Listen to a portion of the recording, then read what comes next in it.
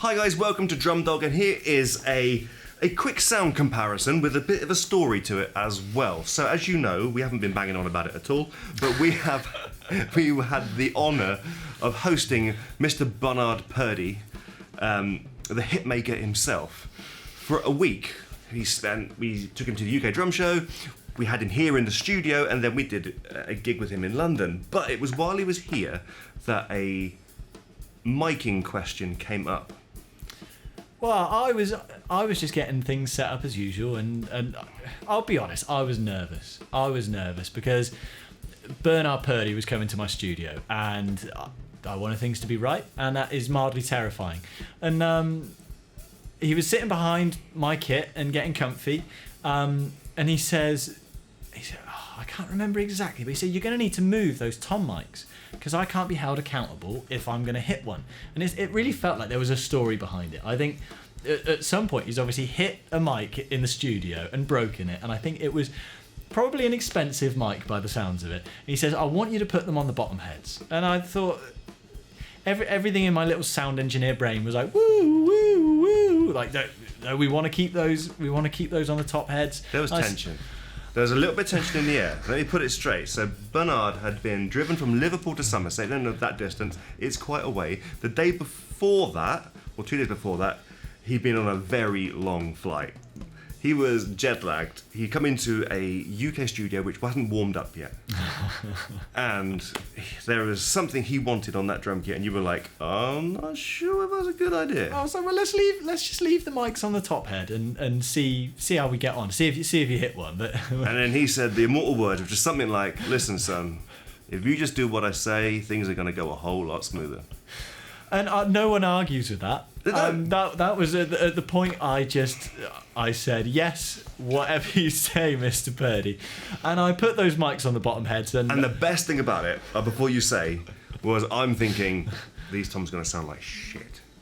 Honestly, my mind went that, and I thought you were going to do it as well. I thought, well, we're not going to argue. Yeah. And then we were one of the thing, I was doing notes and we were doing the day, and then you just popped your head round and whispered to me, toms sound great.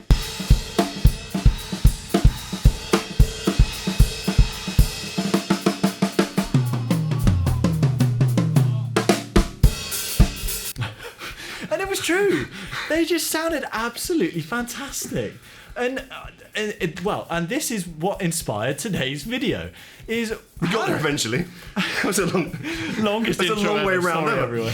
But it was such an interesting way it came about, because if it were just any Joe Schmo and they were like, no, let's mic only the resonant heads of the toms, I were like, don't be silly, we're going to mic the batter head. If you want to mic the resonant as well, we can do that as well, but we're definitely miking the batter heads.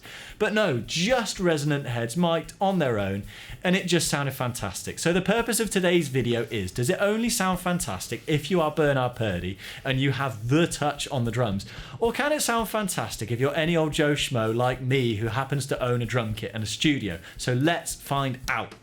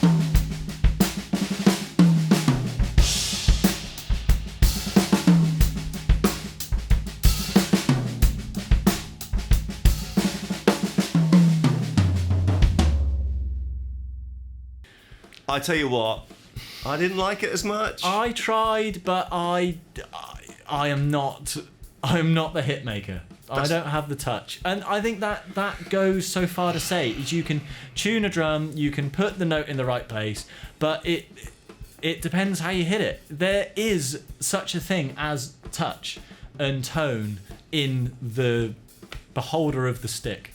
And I'm not Bernard Purdie.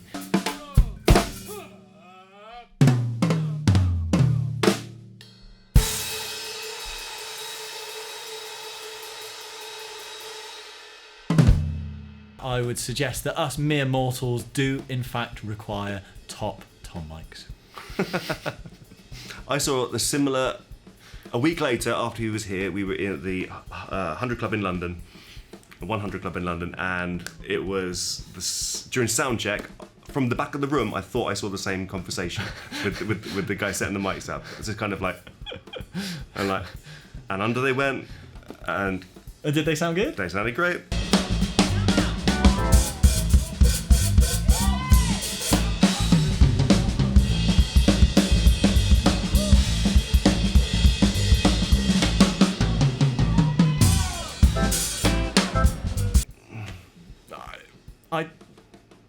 Should we call it the Purdie method? The Purdie tom miking method? Does he need another thing named after him? Yeah. The guy deserves it. Okay. The Purdie method. We'll go for it. Do you do this? Have you ever under-mic'd your toms? I don't mean under-mic'd your toms in conjunction with over. I mean only under-mic'd your toms. Mental. I'm shell-shocked. If you like videos like this where we debunk everything we thought we knew about drum tuning, then don't forget to check out the channel where we also try other experiments. Bye.